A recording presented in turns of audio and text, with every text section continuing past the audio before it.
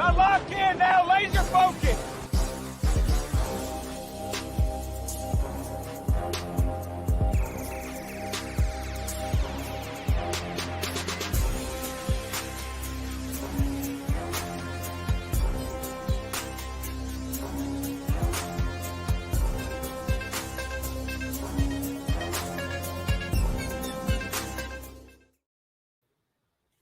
Hello, welcome back to another episode of Locked In. And I know what you're thinking. What should I have for lunch? Boss, what you thinking? Where is Sam?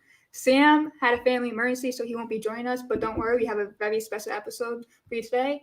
Today, we have special guest, NFL draft prospect, Tulsa Golden Hurricanes running back, Corey Taylor II. Taylor, on tape, if you watch Taylor, he's a hard-nosed runner. He's hard to bring down, usually takes multiple opponents. He has an array of moves to break tackles and shows burst through the hole. He was the primary ball carrier for the Hurricanes. In 8 games last season, he racked up 516 yards and 4 touchdowns. I want to bring on the show today, Mr. Taylor. How you doing today? I'm good. How are you? We're doing good. Now, I got to know before we start the show, I always got to know where allegiance lies. So do you have a favorite team or a favorite player that you follow? Yeah, I can't say exactly that I have a favorite team, but I am a big fan of a couple of players who I just admire. I look up to their game, and I try and take some of their characteristics and traits that they have and implement them into my own. Absolutely. Anyone certain person in particular that you watch the most, or that you follow the most? Yeah, I mean, I watch a ton of Alvin Kamara. I watch him play. I just love his patience. Then obviously somebody like Saquon, who has so much power, but he's also so elusive at the same time. It's really what one of those things that I try and do and have both aspects in my game. So those are a couple of guys. I think Christian McCaffrey is an amazing all-around back. Mm-hmm. Who I also watch his game a lot. So there's a lot of guys to choose from. I mean, there's a ton of great backs in the league right now. Absolutely. And as a future NFL running back, I want to talk to you. I want to have 2 discussions to you before we get into our interview. I want to know how's the role of running back has changed in NFL, because we've seen it was a primary, run heavy back in the day, great offense with, and then now like about 2010s it started getting very pass heavy. But now we're seeing with a lot of great backs and making a comeback. So I want to talk about that. And I also want your top 5 running backs in the NFL right now. So can we start off with that? Who do you have as your top 5 running backs? Okay, so top 5, I think, those guys. I think Alvin's up there. Okay. Christian for sure. Even with the injury, I think he'll have a really strong comeback. Mm-hmm. Who else? Derrick Henry. You can't forget about Derrick Henry. No. Derrick Henry is definitely up there. Then, a lot of people, I think they might discount Zeke. He's still one of my favorite backs. I love the way he plays, and I think he's going to have an amazing season coming back this year. So Zeke would be up there. I'm trying to think about who else. How many did I say? Alvin, Christian. Okay. Alvin, Christian. You had Alvin, Christian, Barkley, and Zeke. And there's a couple guys still left. There's Chubb, there's Aaron Jones, there's a couple guys still left. Yeah. I think Cook. Dalvin Cook. Yeah. I watched a lot of Dalvin Cook when he was in college. I like Dalvin Cook, but I'm a really big fan of Nick Chubb. Mm-hmm. Nick Chubb. I love the way he runs. He's super physical, hard to bring down. Reminds me of somebody. Yeah. and he has kind of this speed that people might overlook in the beginning, and he's able to, when he gets to that second level, go the distance. So he's another one of those guys. I mean, I think there's so many great backs. You could throw a lot of guys in one of the not lower because it's still top 5, but close to that 4 or 5 range. But yeah, absolutely. I was going to say, before I get into my top 5, I want to ask you something. Do you think that Derrick Henry should have got MVP over Aaron Rodgers last season? Do you think it was his favorite because he's the QB, or did Aaron Rodgers really make more of an impact? It was more worthy of MVP. What do you think? Because Derrick Henry, I mean, he accomplished something that, is like kind of crazy in today's game. Yeah, I think I think that's something that with the position that we play, it's always kind of slanted. Those things you are usually geared towards a position like a quarterback because they facilitate the offense. I definitely think that, Derrick Henry was deserving, and he's shown us nothing but greatness for the last couple of seasons. And I'm sure that'll continue. And I think if he were to do that for another year, for sure, that it'd be his for the taking. You can't ignore it. You can't ignore it after 3 seasons. Exactly. Carrying a team on his back through the playoffs two seasons ago. So mine, that's why I have actually, as I lead to that, that's why I have Henry on top of my list. To me, he's the best runner in the NFL. He's like, that's why I'm thinking running back, I'm thinking about runner. Christian McCaffrey is like more of a complete, everyone talk about is more complete back, but Derrick Henry, best runner in the NFL, I feel like. So I have Henry.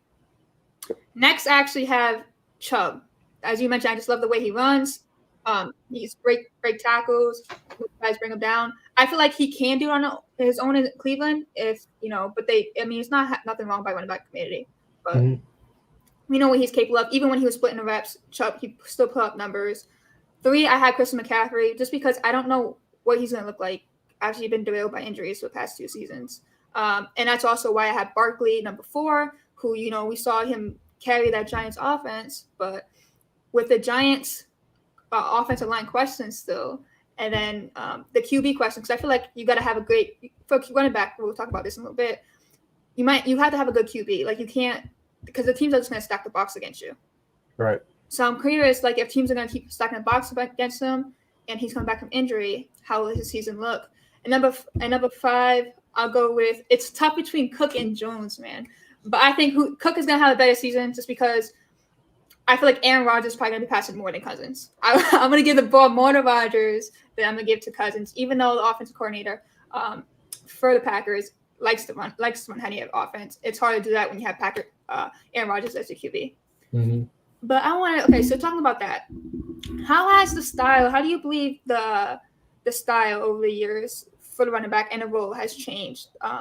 Do you feel like it's making a comeback as far as running back status in the offense? Like it's needed, it's very much needed, and also not only that, but they can carry teams. Like it should be like a primary position. Yeah, I think you hit it on the head earlier in terms of roles, and at one point it was very run heavy, then it became very run and pass oriented. So you're going to be catching a lot of balls out of the backfield. Although I think you still have to be able to do that in today's game. I think when you get guys like Chubb and Henry who are running the ball so aggressively and then also making such an impact on the offensive side of the ball, that you're going to see a lot of more people taking those type of roles who can, manage the load, who are really just workhorses. I think that's the best way to put it. So I think it's going to continue to move that direction as you have guys who are really carrying offenses at the position. Absolutely. And I feel like, do you feel like Derrick Henry and all those guys are bringing back the old style of running game, or do you think it's still kind of, adjusted to the past? Obviously you got running back community today. How do you feel about that first, and how do you think about the running back styles of today NFL of today in NFL? Yeah, I think running back by committee I think it's a smart move.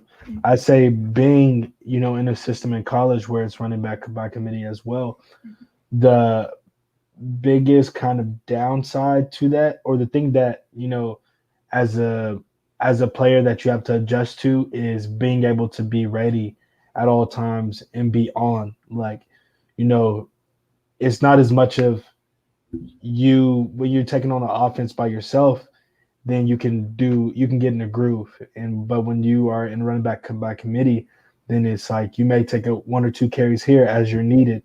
But I think it's super effective, and I think it's really smart in terms of, making sure that the running backs who you value inside of your system are being protected from the amount of hits and the amount of mileage that they might get put on them, so that they can be able to sustain, a season worth of production, Absolutely. and that's a really big deal.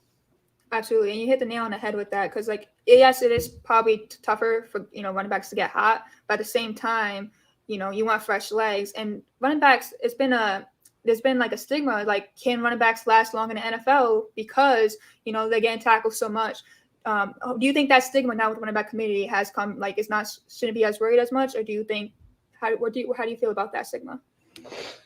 I think, yeah, I think running back's one of those positions where obviously you're taking a lot of hitting, you're taking a lot of beating. Um, and when we say stigma, it's like, it's just one of those, it's a reality. It's one of those things. If you look at like the average lifespan of a running back in the NFL is something like 3 years. So, it's just one of those hard realities that's just comes with the territory and the position that we play. Absolutely. Now, does that like, do you take that in account when you started playing football and you go different tryout for different positions? Do you take that into account, or is this something like, no, I love doing this, I want to stick to this? Yeah, no, it was never something that I took into account in college or high school or even growing up. I mean, for me, it was my logic was, if I was above 6 foot, then I'd play linebacker. If I was below 6 foot, then I was playing running back. I've always played linebacker and running back my whole life. So either way, I was going to be taking a heavy load and a heavy amount of impact just because of the nature of those two positions. Yeah, you like the physicality of football, right? It's, you can go against guys and one-on-one, let's see who's better, who can break through who. But Sure. I want to, what I would say was, now I want to get away from the NFL and talk a little bit more about you. So now I want to ask about, we mentioned talking about football. How did you get into football? How did you find a love for the sport? I'm sorry. Go ahead. Oh, no problem. I got in at a very young age. I can't exactly remember what age it was, but seeing football on TV, obviously Super Bowl is one of the things I sat down with my family and watched, and my cousins and uncles. And I actually played a lot of sports growing up, baseball, basketball, I ran track as well. So, the love for the game for football really started to come even more when I found out that it was something that I was good at, right? And it's just continued to grow since then. I love the physicality of it. It's one of those things where, it's a great way to balance life for me. I think, there's so many things that in life that are uncontrollable factors, and not all of them are in your favor. When you go out on the football field, you can go out there and you can just let loose. You can be free. You can run the ball as hard as you want. You can go tackle someone on special teams as hard as you want. And everything's perfectly legal, is perfectly fine, and you're doing your job. Like, that's what you're on the field for. So my love for the game just continues to grow, even yet and now. I love that answer. That's probably my favorite answer I ever from all the times I asked this question. Just because, like, as someone, like, I played sports as a kid, but I mean, it's probably definitely different increases as you go to higher levels. But once you get onto that field, really, you get the butterflies and everything just kind of goes away, right? It's just like, I'm getting ready for the game. Like, you're just so focused on what you love to do. Mm-hmm. So when did you realize that you could do this? Like, when was the moment, like, I can do this professionally? Like, I want to do this professionally. The moment that I really began to feel like I could do it professionally was, I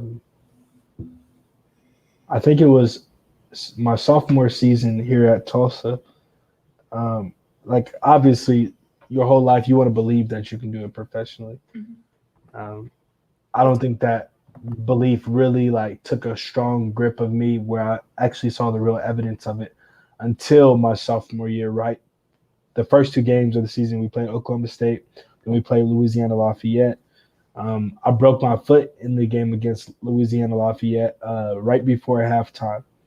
And between those 2 games, I had done really well. I had close to 200 yards, and I had already 4 touchdowns. So I saw that I was really excelling, and I was thinking, man, like, this is my first year getting any real playing time on the field as the number 2. So I was in my head, I was thinking, man, what happens if I, put a little extra time in this? What happens if I'm in the system for another year and I can really understand what's going on that much better? Like, the sky's the limit. And that's the moment where I really started to believe that I can make a career out of this. And you show that too. 2008, you followed it up, 11 touchdowns, 11 Mhm. touchdowns and over 800 yards. Now, like, I'm gonna think when you get a touchdown, like, what's going through your mind? Because I'm like, do you even like just realize like I just scored a touchdown, or is it just everyone screaming, or like what's going? Take me through that moment of when you get a touchdown, like when you score. Yeah, when you score, I mean, for me, it's an amazing feeling. I think for me, I don't know, for some people it might be a huge adrenaline rush. I think right before you cross that pylon, right before you cross that goal line, all up into that moment, it's a huge adrenaline rush, right? Because you're breaking tackles or you're running full speed trying to get in there. But at the moment when I step inside of the end zone, it's like everything for me really becomes slow motion, and it's like a ton of peace because you're like, finally, I did it. We're here. We did it. Yeah. Um, and I've contributed. My big thing is I've never wanted to be a guy who just sat on the team. I've always wanted to contribute in whatever capacity and whatever facet that is. I mean, if I'm not playing, if it's a game where I'm not playing a ton, I want to go on special teams. I want to be in the game. I want to contribute to whatever the end result is. I want to contribute to that. Like, I don't want to be the guy who sits in the locker room after a loss and then tries to give some speech to the whole team when I didn't just play. I want my jersey and I want my pants to be dirty.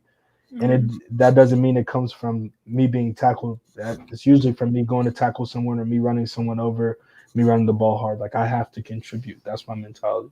Man, I hope the Patriots are watching this because that's what you want to hear. That's what you want to hear. You want to hear that, guys, you love the game. You want to be out there playing and just contribute anyway. Like, especially like when you first come to the league, a lot of guys have to start off with special teams, right? So that's huge that being able to want it, because some people just kind of blow off special teams, Right.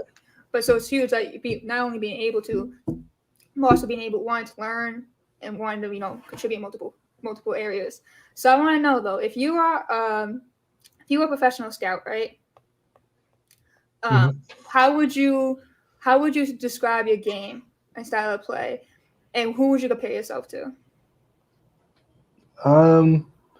If I were a scout and I were looking at, the traits that my game has, I would say, hey, this is a guy with a very low center of gravity, who's able to get in and out of cuts, a guy who can run between the tackles, but if I need him to get outside, that he can. It's a guy who runs extremely hard and a guy who is, determined no matter how many defenders. If we need to get a first down, he's going to get us that first down. If it's between three guys and a couple yards or two guys and a couple yards and this guy, Corey Taylor, he's going to go and get it. So that's kind of what I want people to see when they watch me play. And they see it. I saw it on the scouting reports and I saw it on the tape. Now, who would you make your NFL comparison to? Because what you described to me kind of reminds me, as a Patriots fan, of LeGarrette Blount. I'm a big fan of his. I watch a lot. Honestly, I don't know who exactly my game is like. I think my game honestly kind of changes in some ways. I always run physical, but sometimes I kind of take on different mentalities. But a guy who I love and we share the same number is Marshawn Lynch, and that's a guy who, when I run, I think that's the type of mentality I have, like this beast mode mentality. That's the mentality I've had for the last couple of years. But even this year, I put Alvin Kamara at the top of my list in some of the games that I played in. Just as I've matured in the game, I kind of taken on a mentality that he has. Like, he has this very smart, strategic way that he plays, where it's like, if everybody's running full speed down the field, then why would I run full speed? So I kind of took on that mentality as well. If you see me on tape, I wouldn't be running full speed exactly. I'd be running probably 75%, and it allows me to be able to, change direction and let defenders continue to go by who are overrunning their pursuit angles and things like that. So there's a couple of people whose game I watch and I try and incorporate it all into my own. Absolutely. I really like how you describe that, slowing the game down, being able to, adjust as you see defenders. That's huge. I want to also know, going back to your Tulsa days, what is your favorite moment of game while playing at Tulsa, and what do you think is like the biggest takeaway that you took while during your time there? My favorite moment here at Tulsa was our game against Tulane. I think it was one of the greatest comebacks that I've ever seen. It was a very pivotal moment for me in the game and in life in general because I'm a big man of faith, and that game for me really sparked a lot of things. But it also boosted my faith so much because by no means should we have even come close to winning that game. Not come close. Close doesn't really matter. We shouldn't have won the game. And the Mm-hmm. fact that we won the game the way we did in the fashion that we did, it just reminded me that at any moment anything can happen. At any moment where there's time on the clock, you can come back. So that was an amazing win and amazing thing to be a part of and share that experience with my teammates. That always brings me back to the KG meme. Anything's Mhm. possible. Anytime someone says that. Mhm. Now, Tulsa was actually one of the top groups for running backs in 2020 when it came to total rushing yards and touchdowns. Mhm. Uh, how you talked about running back by committee a little bit earlier. What is the key, do you think, to make that to work? Because not everyone's committed to the running back community. So, what is the key to make that to work and to be able to complement each other? Or I get my Ye- charger. Yeah, You could yeah, I think understand my charger real quick, but I can still hear you. okay. Yeah, I think the key to that is, you know, the keeping in mind that the goal is to win the game, right?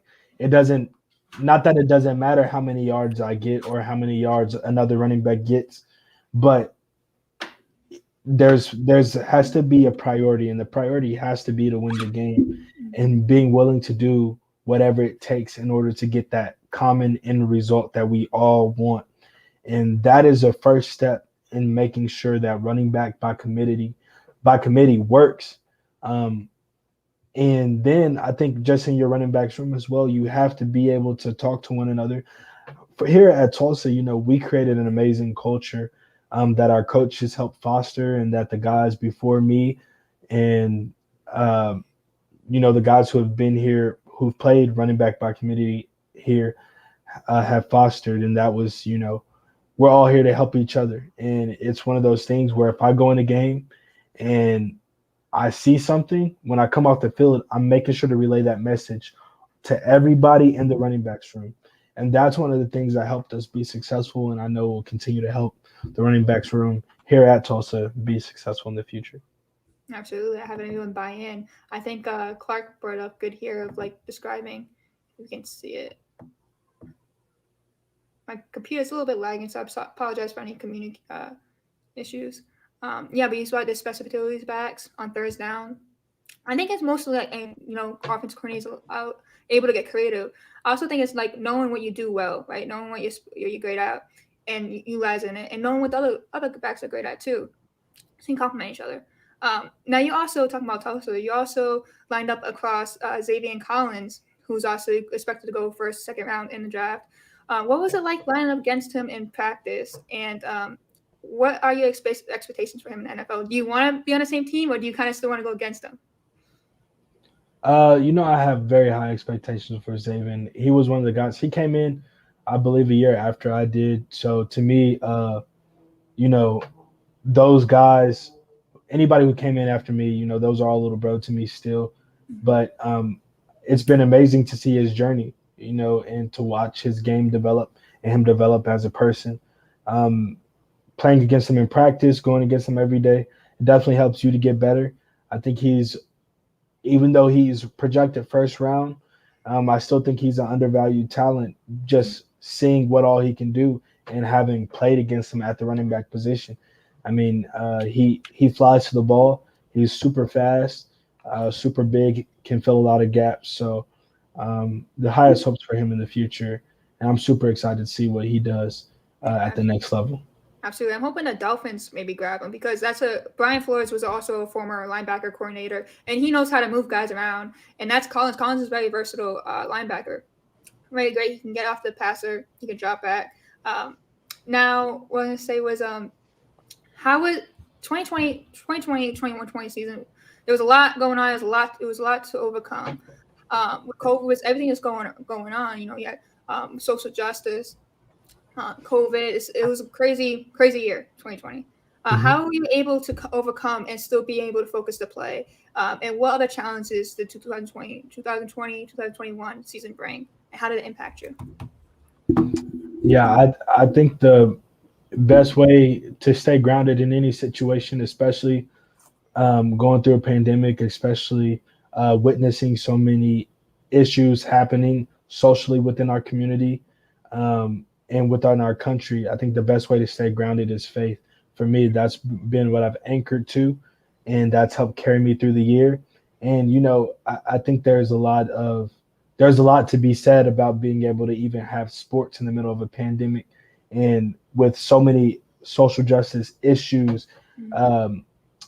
coming up and being at the forefront of conversation. I think the inside of the locker room is an example of the best that we can be. And, being able to go out on the field and have athletes show America and demonstrate to America, the potential of what we could be if we continue to be an advocate for one another. I think that was a huge thing. And I think it was very important, very crucial for us to be able to witness as a country. So the thing that I remain anchored to through this whole year, through the pandemic, through so many other issues, was my faith. Absolutely. I agree with Garrick here. Now also I want to talk about, you declared for the draft, but also you're interning for the American Athletic Conference and helping create racial equality. What are your goals for 2021 now, on and off the field? Yeah, so my biggest goal, I lead my life by like two big rules, and it's the way that I also guide the cultures in the environments that I dwell in, the two companies that I have, and that's to imagine and inspire. And this year I want to continue to step into everything that I've ever imagined myself being, and then hopefully as I'm able to walk in those things, inspire the people who are watching and follow along with my story and my journey. And the way I'm going to continue to pursue those things is just by, making sure that I'm disciplined, making sure that I have my priorities set straight, and that I keep, the main thing, which are those culture codes that I kind of guide myself with, but just being a hardworking person. It's been a blessing and a privilege to be able to be a mouthpiece and a voice for my community and for athletes. As I've created a bunch of pieces that allowed open dialogue about issues concerning race. And a lot of people have been able to view those. And that's been a blessing just to see, the amount of takeaways that people have had from it. So I want to continue to move the needle forward in whatever way I can, getting out in my community, helping, advocating for the youth, advocating for people who don't have a voice. I want to be that mouthpiece. I want to be that person. And just be the best I can be. Absolutely. You're definitely a leader. We see that on and off the field with what you have been doing. Now I also want to know, like we talk about, what you've been doing before the NFL draft, like we're heading to the NFL draft. Is there anything that you're working on particularly, whether it's on your game or anything on or off the field? Yeah, as far as my game goes, I think that you always have to be highly critical of yourself. So a couple of things I'm working on is continuing, that linear speed after the second level to make sure that I can take it the distance. I want to be in as best shape as I can be going into camp.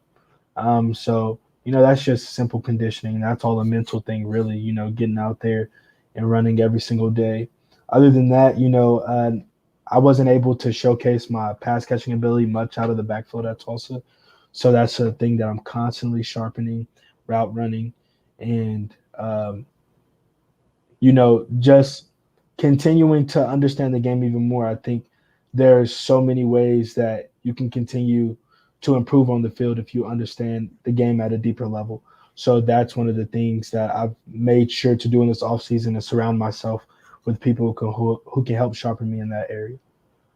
That's absolutely. I want to know. Like, I'm kind of curious now. Like, what's a workout day entail for Mr. Corey Taylor? Like, what can you give me? Like, you say you run. How much would you say you run, or is there anything in particular that you do?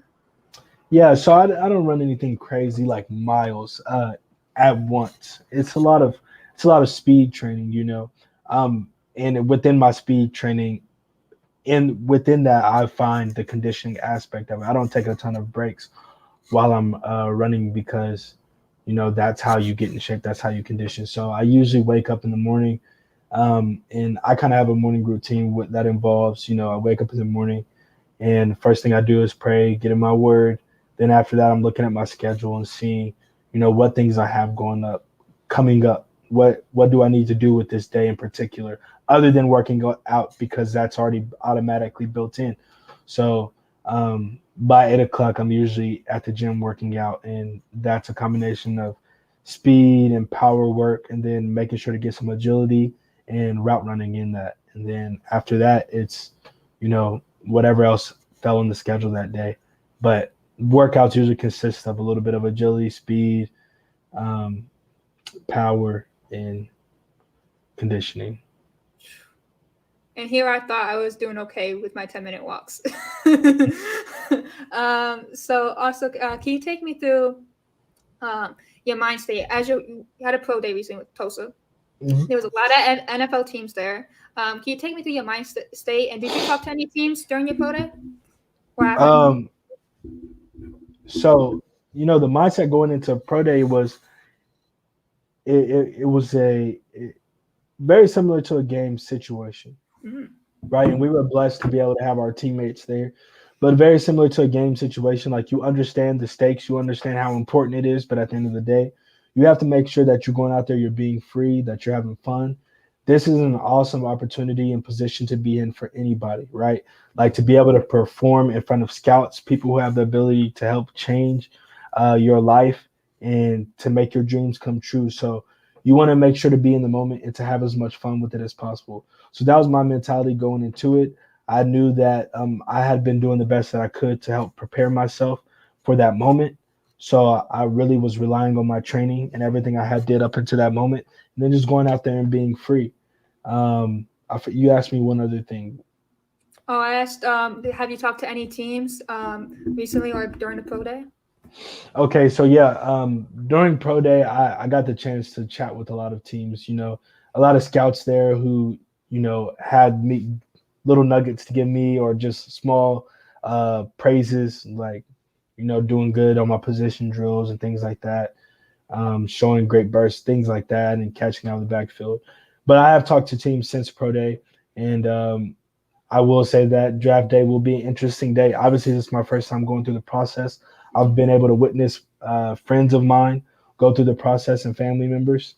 But it's completely different when you're in that seat. So it'll be an interesting day just based on the teams that I've talked to. We'll see what happens.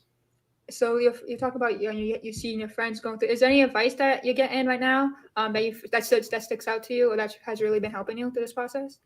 I think the biggest thing through this process is just like life is like, keep your head down and keep working. I mean, there's no need to get all worked up about the possibilities or the potentials of where you can end up and where you can land and where you can go, because at the end of the day, out of the teams that I've communicated with, there's still a good amount of teams I haven't communicated with.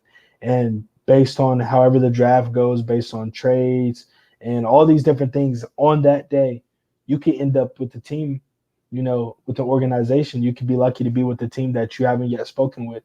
So there's no reason to try and, guess. There's no reason to play the guessing game. Just keep your head down, keep working, and then let the chips fall where they may, and then go make the most of an opportunity. Yeah, the guessing game lead up to us to do all the mock drafts, all the fans.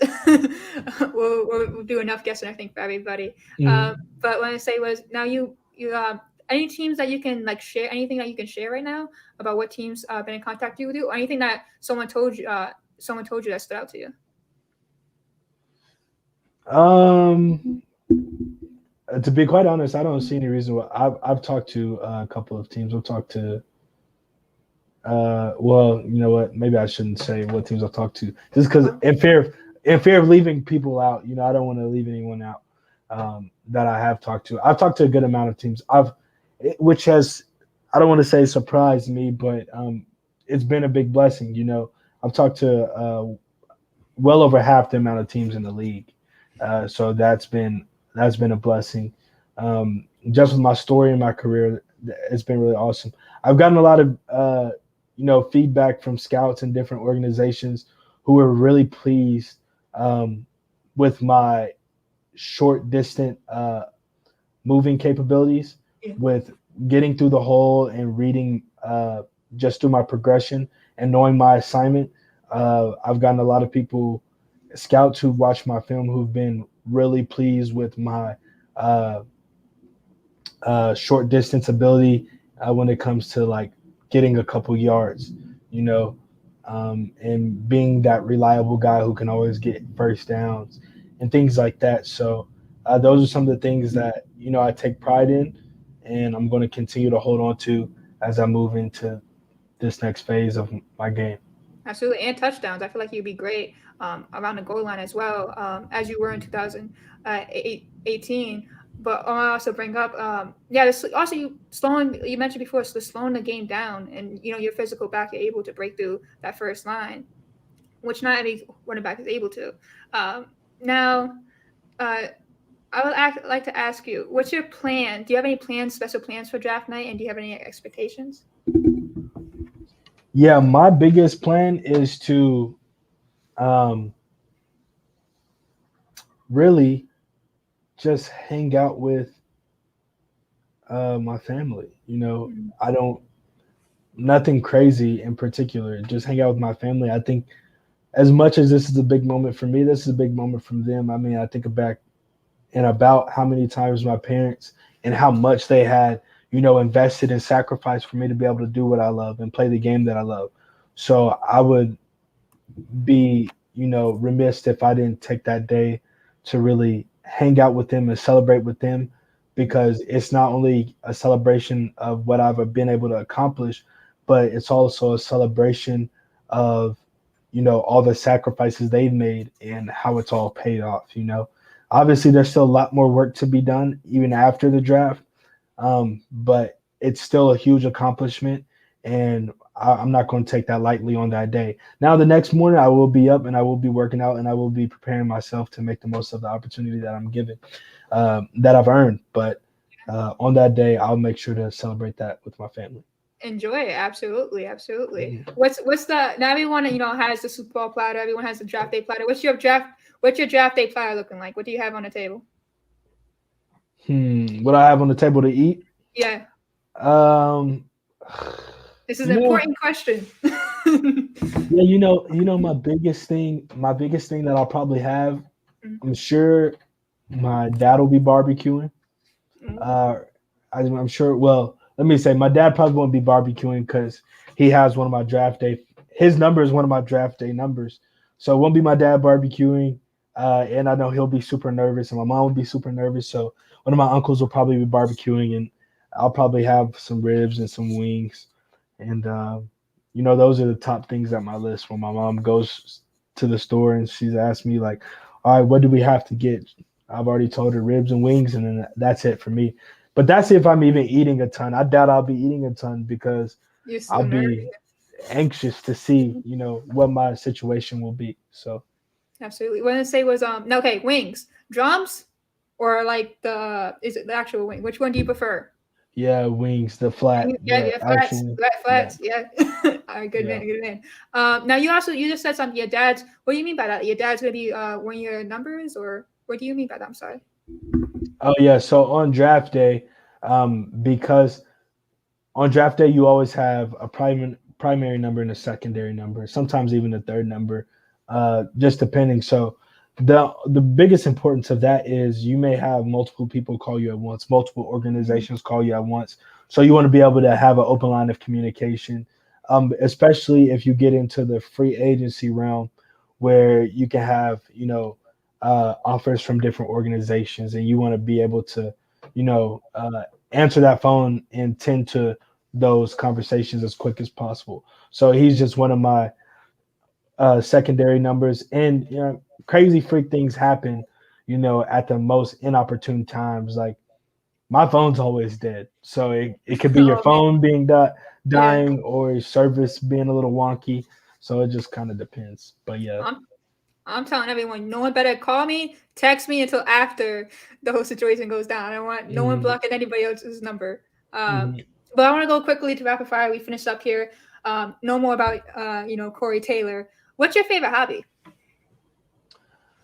My favorite hobby is probably making music. I play a couple of instruments. I grew up in the church and have always been in love with instrumentation and just creating music, the creation of music. I feel like it's an amazing expression of oneself. So that's what I love to do.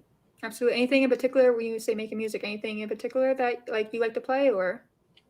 I dabble a little bit in piano and guitar just so I could be able to create different progressions. My first instrument is the drums, so I'm always playing the drums, and uh, yeah, that's what I love to do. Nice, nice. I think I did guitar for like 2 days and I couldn't figure it. I gave up. Now, what was your favorite? You mentioned before you didn't really have. You're more of a fan as far as for players, not really much teams. Do you ever have a favorite team in any sports that you like watching, or just a favorite player you grew up watching?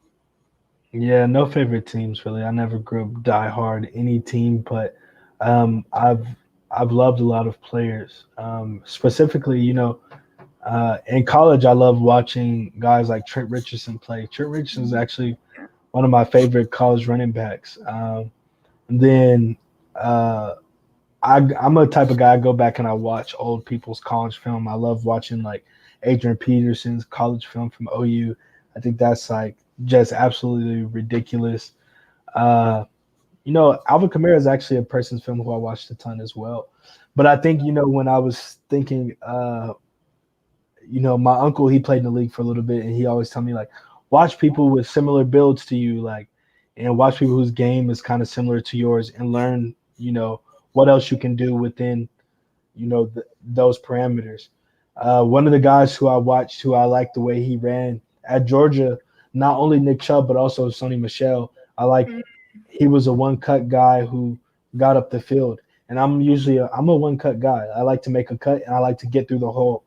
And those are just a couple of guys, but I kind of mentioned him earlier, Fred Taylor for the Jaguars. I love watching his game. I think he's an amazing back. Marshawn.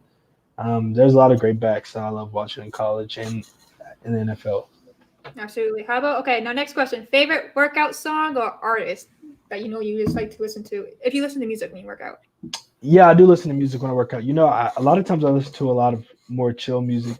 One of my favorite songs um, that I like to listen to actually is an opera song that Aretha Franklin sang. It's called Nessun Dorma, and she sang it at the Grammys one year, filling in for Luciano Pavarotti. But I love that. I listen to it a lot. I know it's kind of crazy.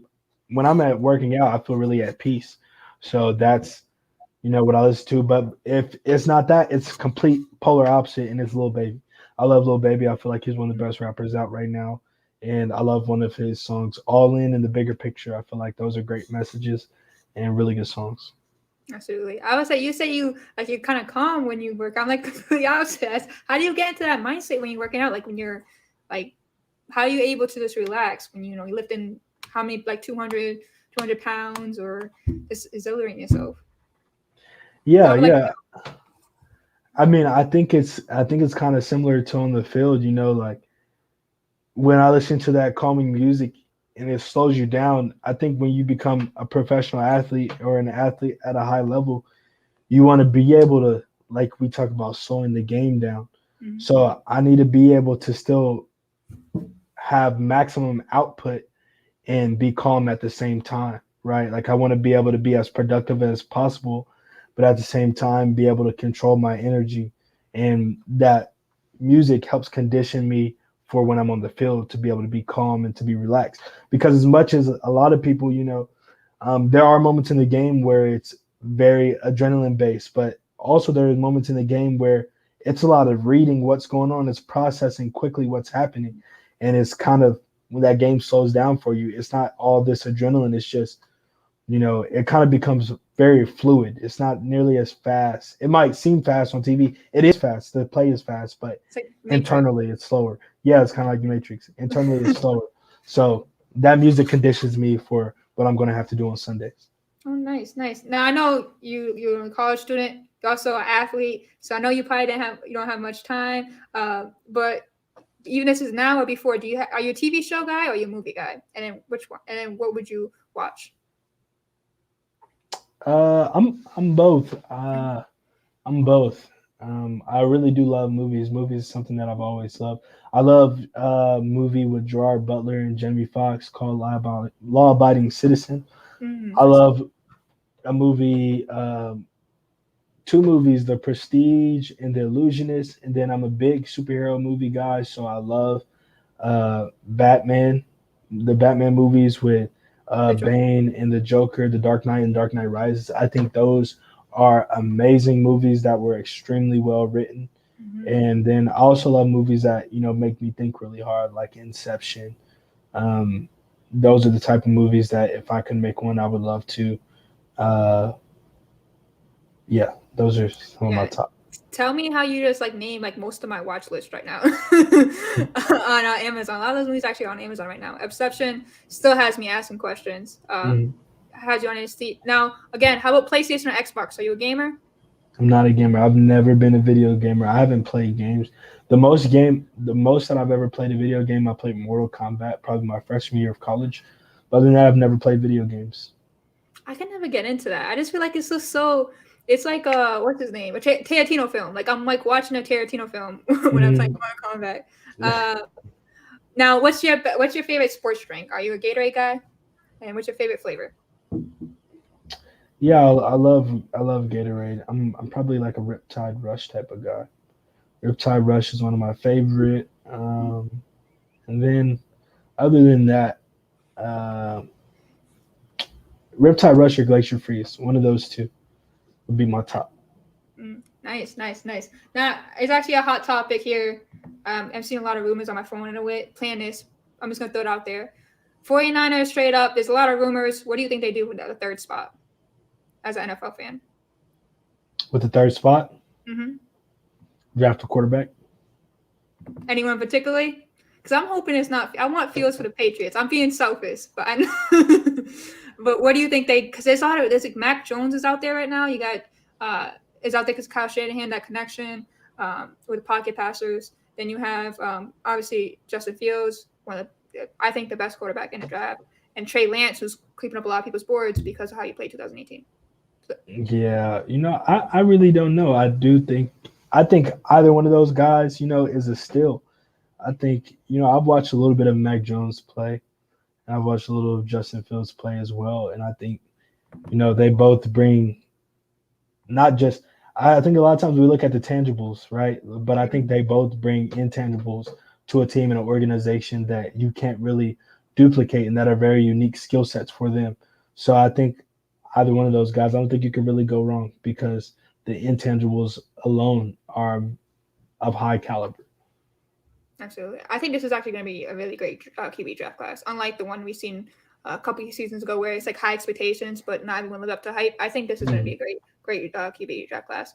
I want to thank you, Mr. Corey Taylor, for your time today. I wish you the best luck in the draft. I'm excited to see you in the NFL. Thank you for taking the time to come talk to us today. Most definitely. Thank you so much for having me. Thank you. And to our viewers, we'll see you again next week. But until then, we'll actually go live during the NFL draft, so make sure you stay tuned. And hopefully we're going to see Taylor. Hopefully I'm waiting for the Patriots. I'm going to be honest with you. I need a guy who can get into our touchdowns. Until then, we'll see you guys next time. Get our outro. I do this every single time.